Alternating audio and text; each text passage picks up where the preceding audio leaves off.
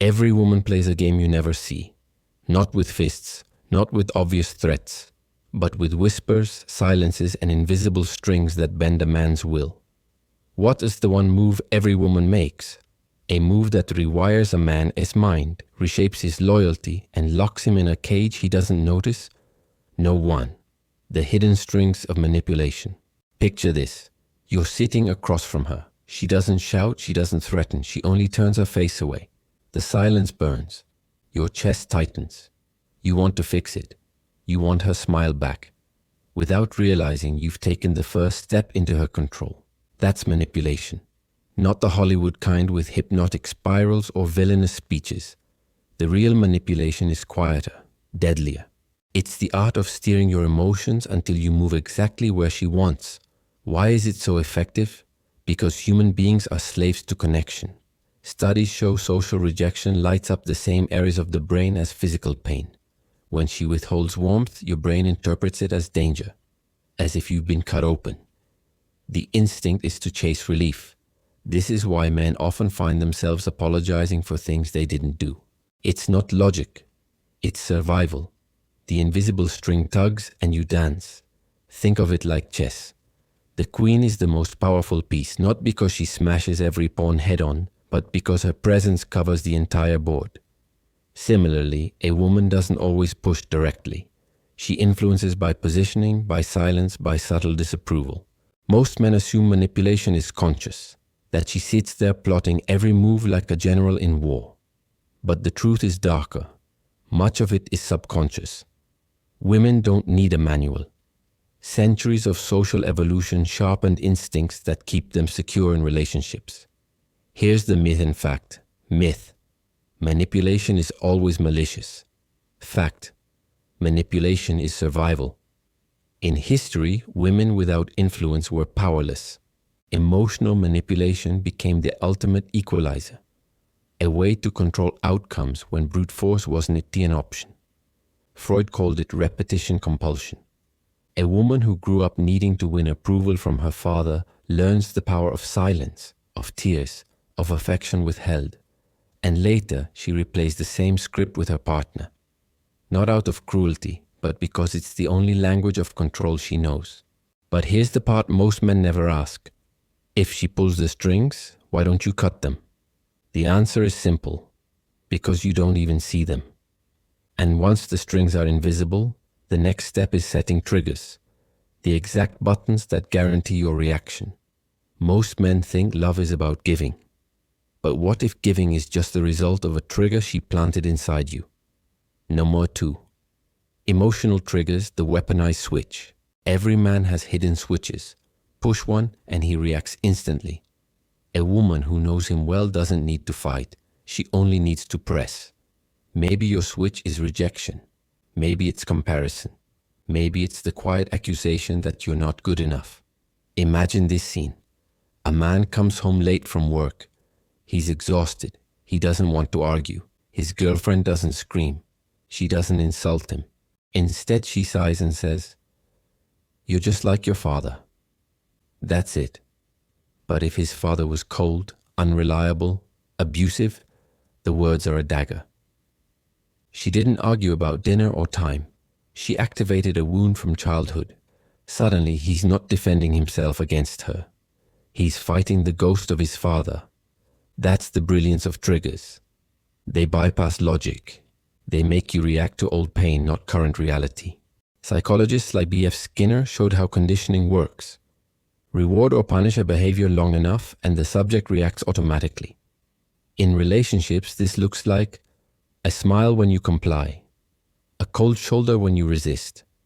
Over time, obedience becomes reflex. You don't even question it. You just move to avoid the sting. Think of poker. The most dangerous move isn't aggression. It's patience, waiting, studying, pressing at the exact weakness you reveal. That's how women use emotional triggers. They don't need to attack every time. They just wait for the right moment. Men like to believe they are logical, controlled, immune. But here's the fact. Logic collapses when emotion is hijacked. The stoic soldier, the disciplined businessman, the confident leader, All can crumble in private when a partner presses the right switch. And the most unsettling truth? Triggers are crafted. She doesn't stumble upon them by accident. She learns them through observation. The way your eyes harden when she compares you to another man. The way your voice shakes when she doubts your ability. The way you overcompensate when she hints she's losing interest. She records these reactions like notes in a playbook, and once she knows your playbook, the game is already lost. Most men never stop to ask, why am I reacting like this? They only feel the sting, the shame, the rage. And by the time they calm down, they've already played the role she scripted. But if emotional triggers are the weapon, then seduction is the battlefield, and the battlefield is far darker than most men dare to admit. What if I told you seduction isn't about attraction? It's about control. No 3. Seduction psychology, the sweetest trap. When people think of seduction, they think of red lips, soft touches, intoxicating perfume. They think of passion, desire, heat. But real seduction is colder, strategic. It's not about love, it's about leverage. Every woman knows, consciously or not, that her greatest power lies in selective affection, the ability to turn warmth on and off like a faucet. This isn't random. It's calculated. And men fall for it every time. Seduction begins with attention. A glance that lingers. A laugh that feels private. A text that arrives at the perfect moment. These are not accidents. They're signals. Bait on the hook. Once the man bites, the cycle begins. She floods him with validation. He feels chosen, special, unique. Then, just as he settles, she withdraws. Suddenly he's desperate again, craving the warmth, willing to do almost anything to bring it back. This cycle is the same one casinos use with slot machines. The term is variable reinforcement. You don't win every time. You win just enough to keep you hooked. The brain becomes addicted to the unpredictability. And in love, unpredictability is the ultimate drug. Here's a historical parallel. Cleopatra. She didn't conquer Rome with armies. She conquered with seduction. Caesar and Mark Antony both fell not only for her beauty, but for her ability to alternate between availability and mystery. She gave just enough to keep them desperate, but never enough to set them free. And here's the chilling myth versus fact. Myth. Seduction is about beauty. Fact. Seduction is about timing. A woman doesn't need to be the most beautiful in the room. She needs to master when to give, when to withhold, when to appear, when to vanish. Think of seduction as a contract written in invisible ink. You never see the terms, but you live by them. She defines the stakes, and you keep paying, with time, energy, loyalty, even identity. And yet most men never realize it until they're too deep. They call it love. They call it passion. But passion without balance is simply addiction. Now here's the question. If seduction can trap even kings and emperors, what chance does the average man have? But wait until you see tactic number 4. Because this one doesn't just manipulate emotions, it rewrites the rules of power itself. It's Machiavellian, it's ancient, and it's the same tactic used by narcissists, politicians, and even entire governments to keep control. Know 4 Machiavellian tactics, the dark blueprint of control. Niccolo Machiavelli once wrote in The Prince, "It is better to be feared than loved if you cannot be both." But what if in relationships fear doesn't come from raised fists, but from the threat of withdrawal, rejection, or abandonment? This is the essence of Machiavellian psychology in love. It's not about open war. It's about creating an environment where the other person is afraid to lose you, afraid to displease you, afraid to step outside the invisible boundaries you've set. Women often employ Machiavellian tactics without ever reading Machiavelli. It's instinct. How? By weaponizing scarcity. When something feels rare, its value skyrockets. Economists call it the scarcity principle. Psychologists confirm it. When supply decreases, desire increases. A woman who is consistently available may feel comforting, but not addictive.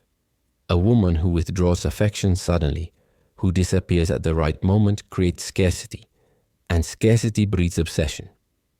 Real life example. A girlfriend who ignores texts for hours only to reply with a short cryptic message. The man overthinks, rewinds conversations, doubts himself. She hasn't shouted, hasn't accused, yet she's already controlling his mind. Machiavellian power also thrives on divide and rule. Just as rulers pit groups against each other to stay dominant, women sometimes pit men against imagined rivals. A subtle mention of an ex, a casual compliment about a colleague, it ignites competition, insecurity, and forces the man to prove his worth. Analogy: think of a poker table. The best players don't show their strongest hand right away. They bluff, they mislead, they keep you chasing ghosts. That is how Machiavellian tactics work in intimacy. It is not about what is real, it's about what you believe is real. Myth versus fact. Myth. Machiavellian tactics require cruelty. Fact, they require strategy. A smile at the right time, a withdrawal at the wrong time. Simple moves can control entire dynamics. Reference. In politics, Machiavelli advised princes to be both fox and lion, cunning and strong. In love, women often embody the fox, unpredictable, elusive, always making the man guess. But here's the chilling truth. Machiavellian love games don't destroy connection, they deepen it. Because the more uncertainty and scarcity a man feels, the more he clings to the very person causing it. And once Machiavellian tactics sink in, the next level begins. Raw control and influence. Have you ever noticed how the most powerful people don't shout to be obeyed? They whisper. No. 5. Control and influence. The invisible throne control in relationships rarely looks like dictatorship.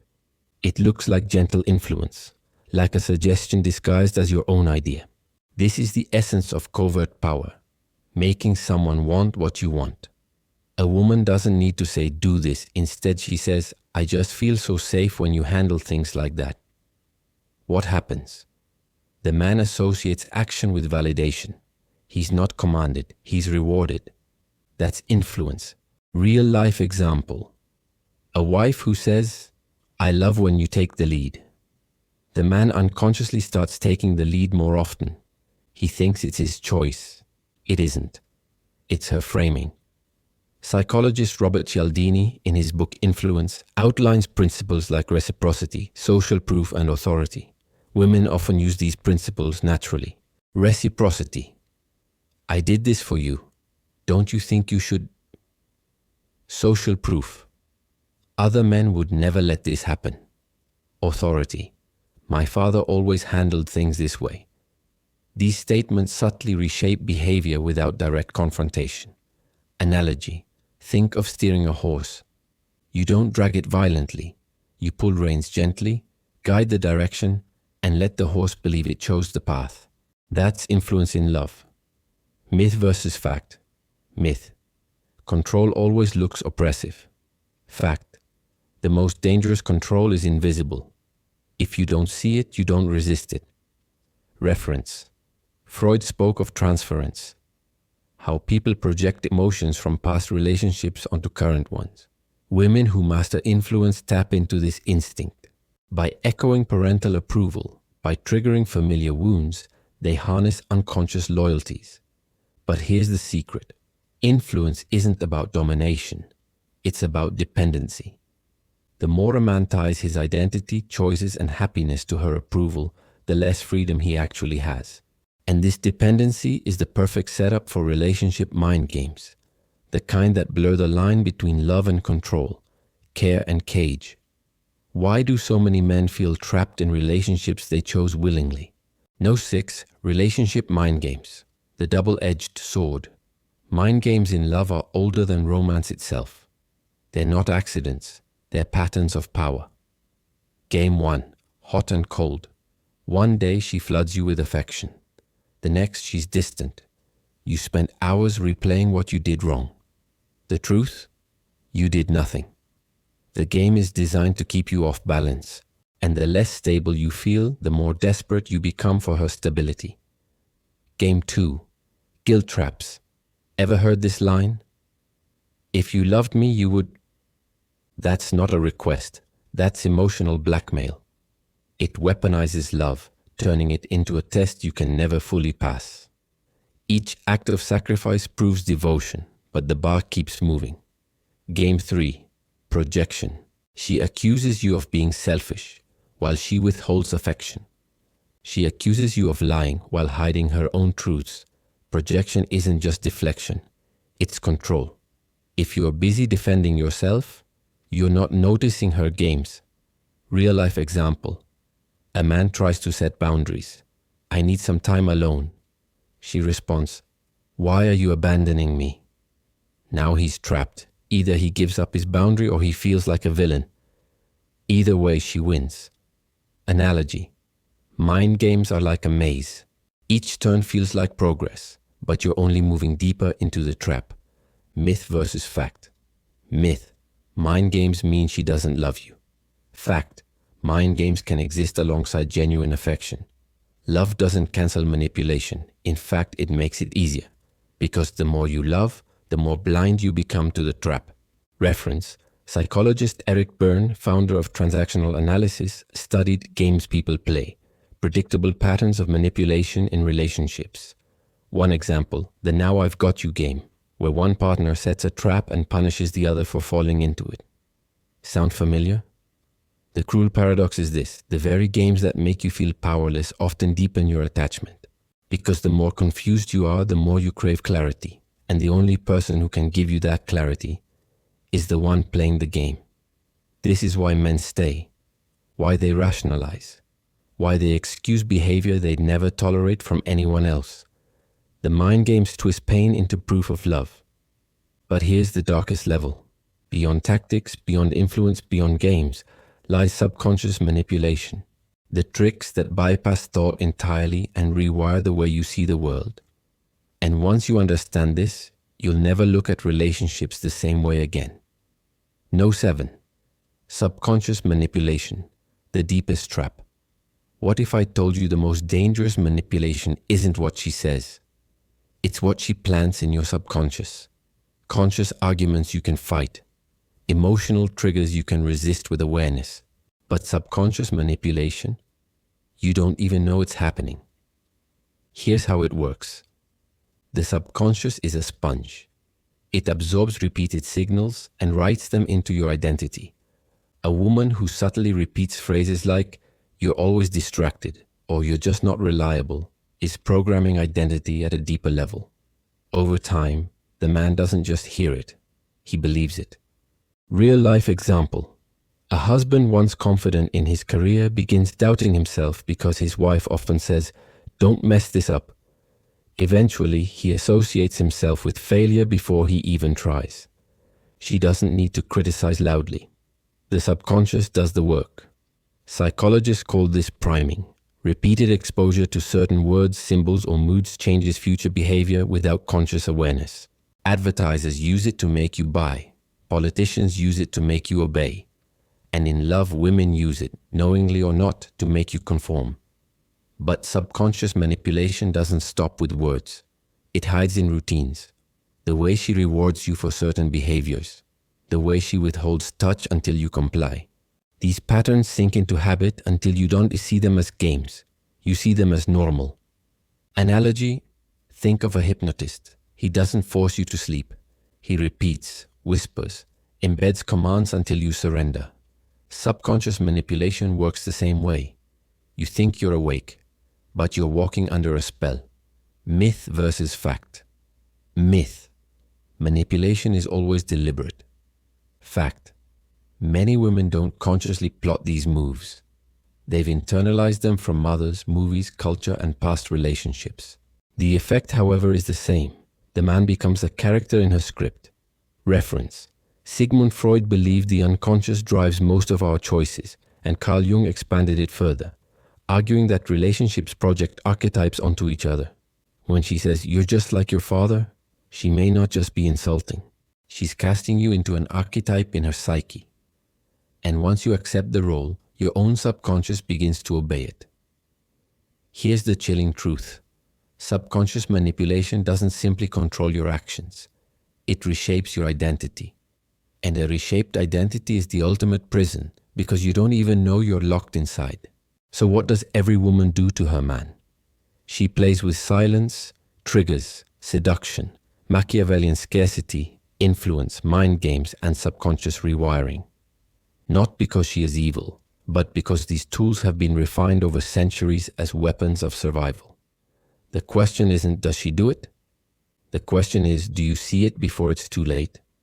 We've uncovered the silent war every man faces, the invisible strings of manipulation that make you chase approval, the emotional triggers that hijack your past wounds, the seduction cycles that addict you through scarcity, the Machiavellian tactics that keep you guessing, the subtle influence that bends your choices without force, the mind games that twist pain into proof of love, and finally, the subconscious rewiring that reshapes who you believe you are. This isn't about paranoia. It's about awareness, because the moment you see the strings, they lose their power. The moment you name the game, you stop playing blind. But here's the harsh reality. Most men never wake up. They keep dancing, they keep bleeding, they keep calling it love. You don't have to. If this opened your eyes, if you want to keep exploring the hidden world of dark psychology, influence, and the games no one admits they're playing, then subscribe now and join the Eclipse of Insight community. Because in a world of manipulation, knowledge is the only shield. And the one truth you must remember is this: the game is always being played. The only question is, are you the player or the pawn?